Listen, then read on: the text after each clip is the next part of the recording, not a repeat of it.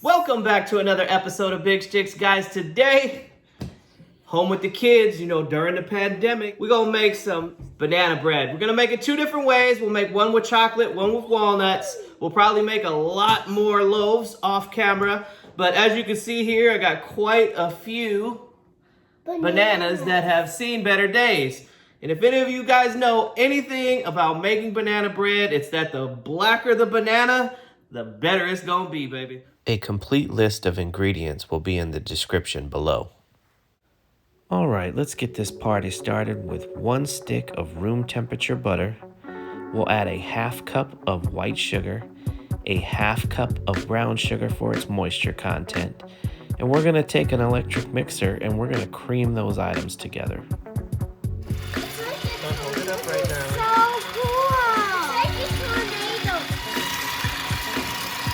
Let me turn the speed up again.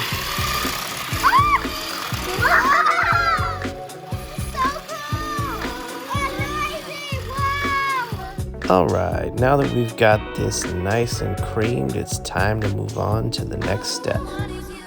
All right, so what we've done already now is we're preheating the oven, and we're gonna take these old bananas, and we'll just open them up, and we'll squeeze the softened bananas right into the bowl.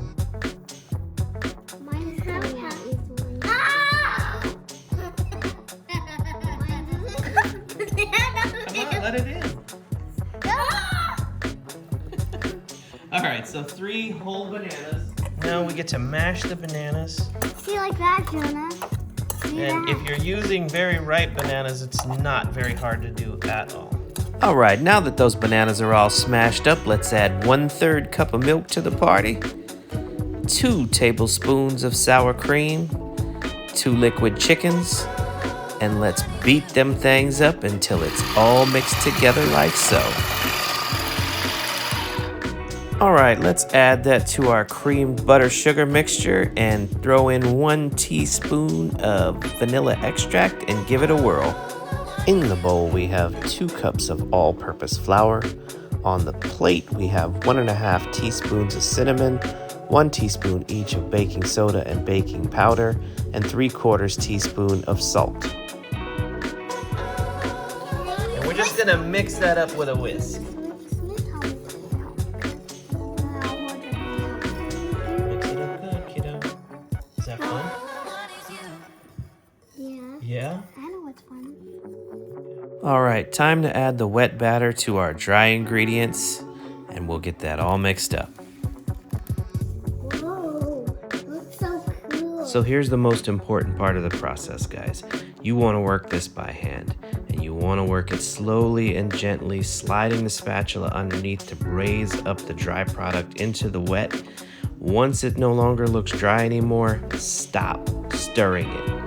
Now we're gonna take a handful of chocolate chips. The amounts are up to you. Make it as chocolatey as you like.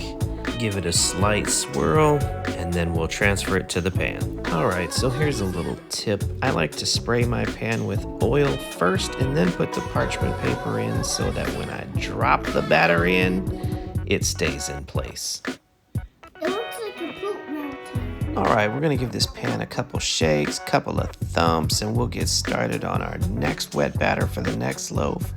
Now you'll notice that because the sour cream in the milk was cold, that it doesn't allow this butter to quite break up, and it remains quite granulated, and that is a good thing because as this loaf cooks, that butter starts to melt. It creates these pockets of buttery goodness, and oh my God.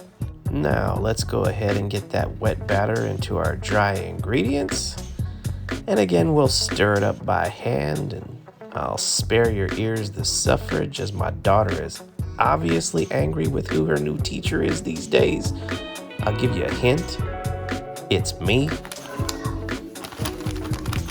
my God. She like beat them to dust.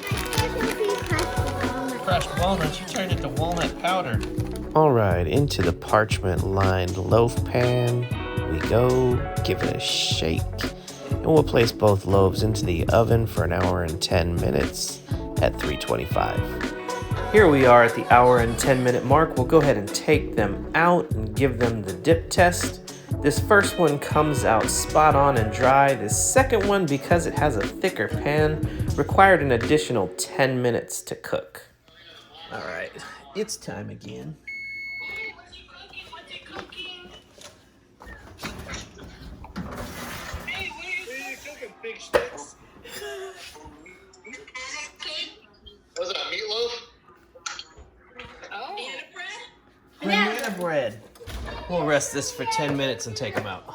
All right, each loaf has had an opportunity to cool for at least 10 minutes. This one for 20, this one for 10. This is why I put the parchment paper in. It just makes it a whole lot easier to get the loaves out of the pan. All right, so they've rested for about 2 hours now. We got a little hung up watching TV. We'll slice them up. Taste, taste, taste, taste, taste, taste, taste. I'm gonna judge a bit because I have the platter. Okay, so here we go. First slices coming off the chocolate chip, and I gotta say that these slices came out beautifully. Nice and moist, very, very fluffy. Can't complain. And last but not least, the banana walnut.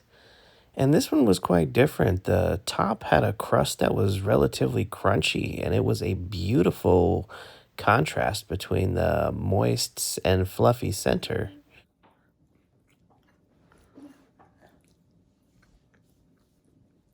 It's so good. It's so good. Yeah? This is gooder than artists. Jenny, you know I made this, right?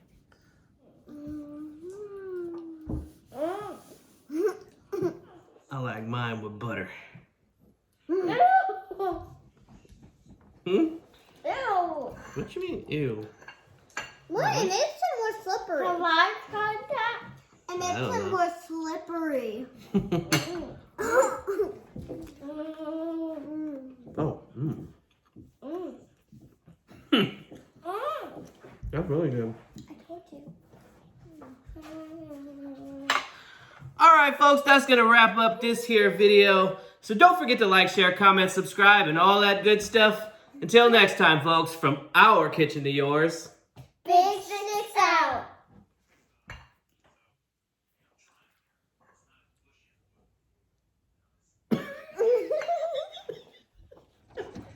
Out here fishing in Sassoon.